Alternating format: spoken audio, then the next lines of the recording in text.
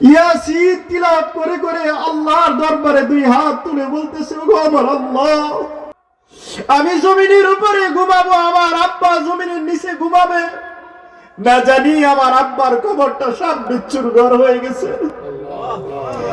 এই একটা ঘর আমরা নির্মাণ করতে চাই তো? হাত তুলে দেখান, হাত তুলেন, বলেন আল্লাহ আমাদের জান আমাদের মাল দিয়ে আমরা আপনার নবীর বাগানকে সুন্দর করতে চাই। বলেন ইনশাআল্লাহ, বলেন ইনশাআল্লাহ। যা বলার জন্য আসছিলাম, ছাত্রদের এই পরিবেশ দেখে আলোচনার মোড়ই ঘুরে গেছে। জীবনে আমরা যা কল্পনা না করছি আল্লাহ তাআলা তা আমাদের ছোট্ট সোনামণিদেরকে দ্বারা দেখায় দিয়েছে।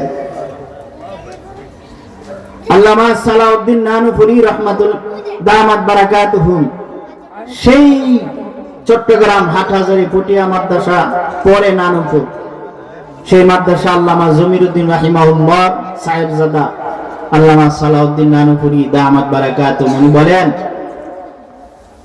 ওনার এলাকা বিশাল বড় এক শিল্পপতি,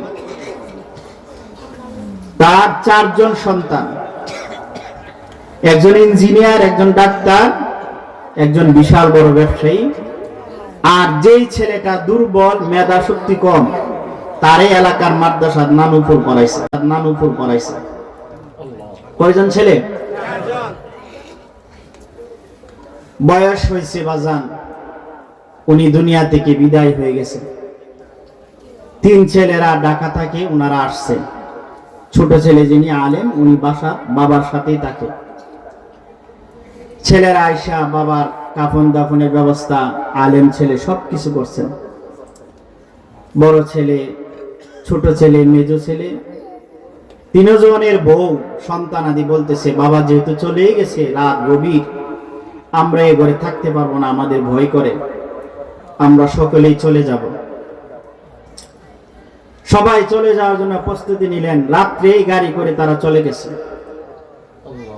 মাদ্রাসার ছেলেটা সারাদিন, বাবা দুনিয়া থেকে বিদায় হওয়ার 4-5 দিন আগে অসুস্থ ছিল, পুরো খেদমত বাবার করছে, গোসল, বাবার কাফন দাফন সব ছেলেরাই করছে, মাদ্রাসার ছেলে।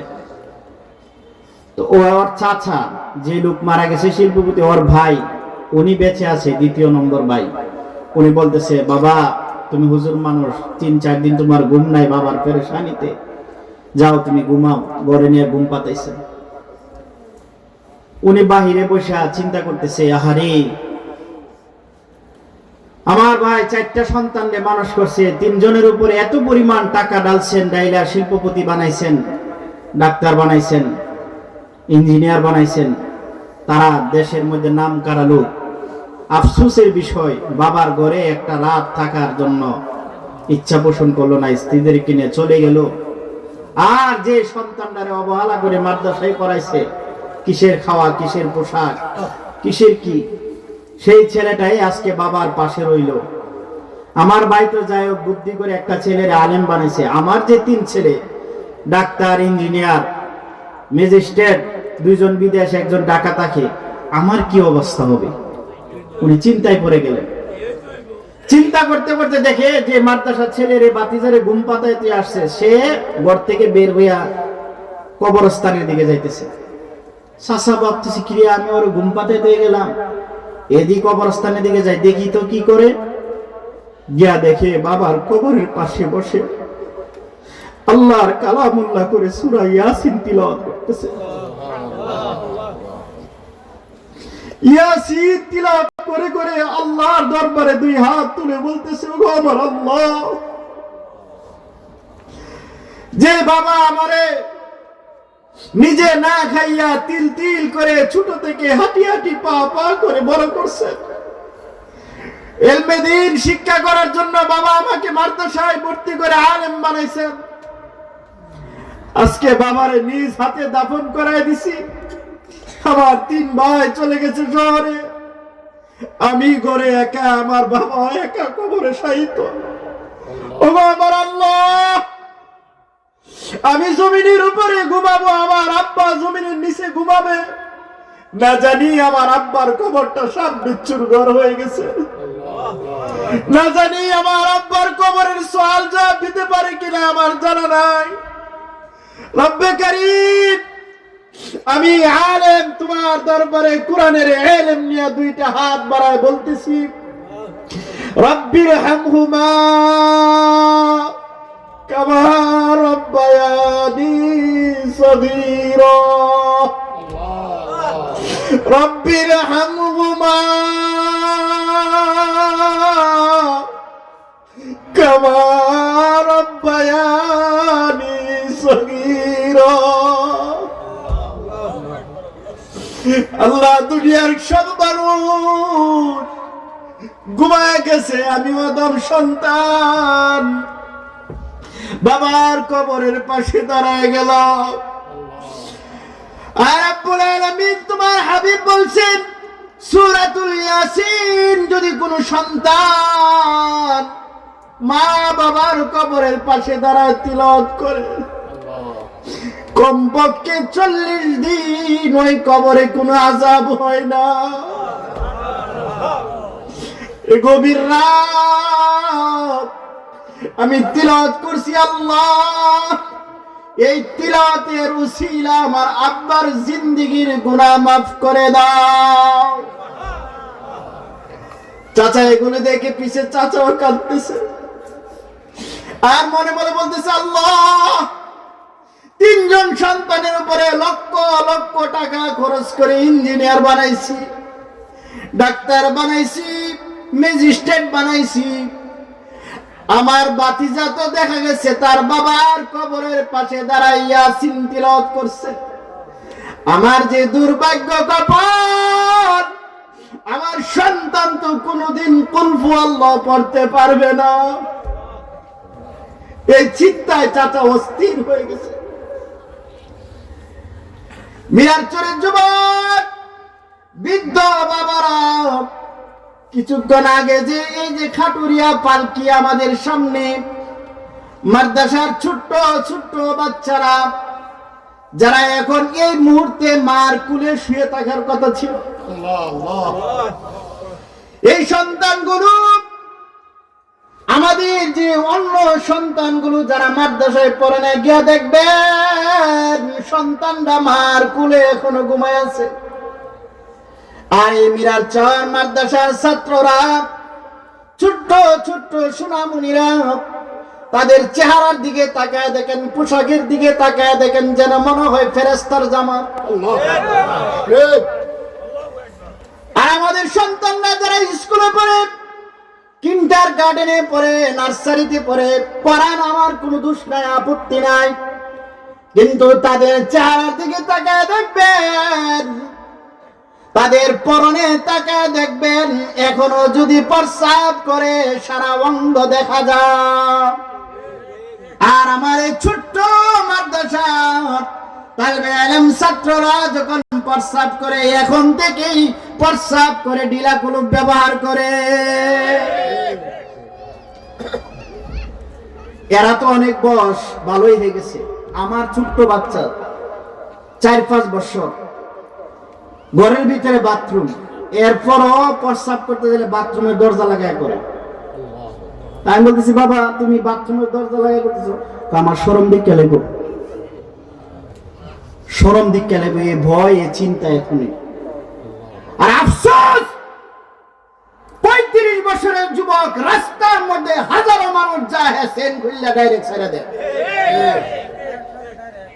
আছে কিনা?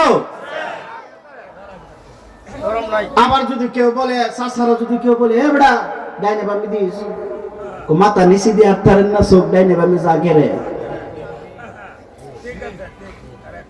এরা কেমন আল্লাহর বান্দা, এরা কেমন আল্লাহর বান্দা। যুবক, এই যে পালকি বাচ্চারা এখন নিয়ে ঘর থেকে, মাদ্রাসা রুম থেকে বের হয়ে স্টেজে আসছে, হায়া থাকার দরকার, লজ্জা থাকার দরকার। যে যেই ছেলেরা ঘরে ঘুমানোর কথা ছিল, খেলাধুলার বয়স, সেই ছেলেরা 4 জন পালকি ধরে 4 কোনায় কালিমা শাহাদাত পড়তে পড়তে আমাদের সামনে উপস্থিত হয়েছে। লাশ সামনে রেখে আলাম দিয়ে দিছে, এরপরে তাকবীরে তাহরিমা বলে 2 হাত বলে সানা পড়ছে।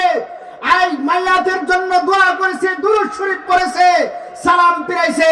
আজকে যারা ইন্টারনেটের যুগে যারা এসএসসি পাস করে, মেট্রিক পাস করে, অনার্স পাস করে ডাক্তার ইঞ্জিনিয়ার ডিগ্রি লাভ করছে, হাজার হাজার এমন যুবক আছে, তাদেরকে দেখবেন তাদের বাপ মা মারা গেলে জানাজার নামাজ পড়াইব দূরের কথা, ইমাম সাহেবরা জিজ্ঞাসা হুজুর তাকবীরের সময় কি কইতাম? আছে কিনা এরকম? তাকবীরের সময় কি বলবে জানা নাই, কখনো শিক্ষা গ্রহণও করে নাই, কখনো যে শিখবে কথা চিন্তাও করে নাই। দুষ্ট শুধু সন্তানের না, বাপেরও তো আছে। আমিরুল মুমিনিন খলিফাতুল মুসলিমিন হযরত ওমর রাদিয়াল্লাহু তাআলা আনহুর কাছে এক ইহুদি তার সন্তান নিয়ে গেছে, গিয়া বলতেছে, এই আমিরুল মুমিনিন, আমার এই সন্তানরা আমার কথা শুনে না, আপনি একটু শাসন করে দেন, সন্তান যেন আমার কথাটা শুনে, আমার বাধ্যজনক হয়ে যায়। আমিরুল মুমিনিন বলে, এ যুবক, তুমি তোমার বাবার কথা কেন শুনো না? হুজুর, আগে বলেন, সন্তানের জীবন হক আছে পিতামাতার উপরে, প্রত্যেকটা পিতামাতার হক আছে সন্তানের উপরে। আগে যদি সন্তানের হক পিতামাতা পরিপূর্ণভাবে আদায় করে, তাহলে প্রকৃত সন্তানগুলা মাতা পিতার হক আদায় করবে। প্রত্যেকটা সন্তান তার বাবার কাছে 3টা হক পাওনা, প্রত্যেকটা বাবা মা সন্তানের কাছে 14টা হক পাওনা। সুবহানাল্লাহ বলেন। সন্তান যে হক আদায় করবে, বাবা মা সন্তানের হক আদায় করবে 3টা। কয়টা? আরো ধরে বলেন, কয়টা? খলিফাতুল মুসলিমিন বলেন, এই তুমি তোমার সন্তানের হক আদায় করছনি? হুজুর, সন্তানের হক কোনটা তো আমি চিনি না। তাইলে তোমার সন্তান কিভাবে কথা শুনবে? সন্তানের 1 নম্বর হক হলো আইয়াস্তানজিবাল উম্মাহ। 1 নম্বর হলো সন্তানের হক, সন্তানের জন্য প্রত্যেকটা বাবা একজন নেককার মা এনে দিবে। মা যদি নেককার হয়ে যায়, সন্তান আল্লাহওয়ালা হয়ে যাবে। মা যদি নেককার হয়ে যায়, সন্তান আব্দুল কাদের জিলানী হয়ে যাবে। মা যদি নেককার হয়ে যায়, সন্তান বাইজিদ বুস্তামি হয়ে যাবে। মা যদি আল্লাহওয়ালা হয়ে যায়, সন্তান খাজা শামসুদ্দিন তিরমিজি হয়ে যাবে। আর মা যদি আল্লাহওয়ালা না হয়, সন্তান কিন্তু ইহুদি খ্রিস্টান হবে। এই জন্য সন্তানের প্রথম হক হলো প্রত্যেকটা বাবার উচিত আমার সন্তানের জন্য একজন দিনদার মা উপহার দেওয়া। খলিফাতুল মুসলিমিন বলেন, তোমার সন্তানকে মা দিছেনি? কো না। তোমার স্ত্রী কি? কো আমার স্ত্রী তো শিখায় তো কিচ্ছুই জানে না। 2 নম্বর হক হলো আইয়ুহসিনাল ইসমা। সন্তান যখন মার গর্ভে থেকে ভূমিষ্ঠ হবে, 7 দিন পরে বাবার হক হলো সন্তানের জন্য একটা ইসলামিক নাম রেখে দেওয়া। বলেন আল্লাহু আকবার। আফসোস, আমরা ইসলামিক নাম রাখুন দূরের কথা, নান্টু, বল্টু, সিন্টু, মন্টু রাখি, আছে কিনা? ব্রাশ রাখি, ফায়ার রাখি, এমন এমন নাম রাখি, দেখলে বোঝা যায় আসলে হিন্দু না মুসলমান। নামের সাথে কাজের কোনো পরিচয় নাই। 3 নম্বর হলো ওয়ায়ুআল্লিমুহুমুল কুরআন। সন্তানকে কোরআনের ইলম শিক্ষা দিতে হবে। যদি এই 3টা হক পিতামাতা আদায় করতে পারে, তাহলে সন্তান হাসতে হাসতে মা বাবার 14টা হক আদায় করবে। বলেন সুবহানাল্লাহ। এই যে লাশ নিয়ে আসছে, এমনও হতে পারে একদিনে লাশ এই খাটুরার মধ্যে আমাকে শুইতে হবে। আর যদি আমাকে শোয়ার পরে আমার সন্তান আমার কাফন দাফনের ব্যবস্থা না করতে পারে, তাইলে দুনিয়া বরবাদ, আখিরাতও বরবাদ হয়ে যাইব।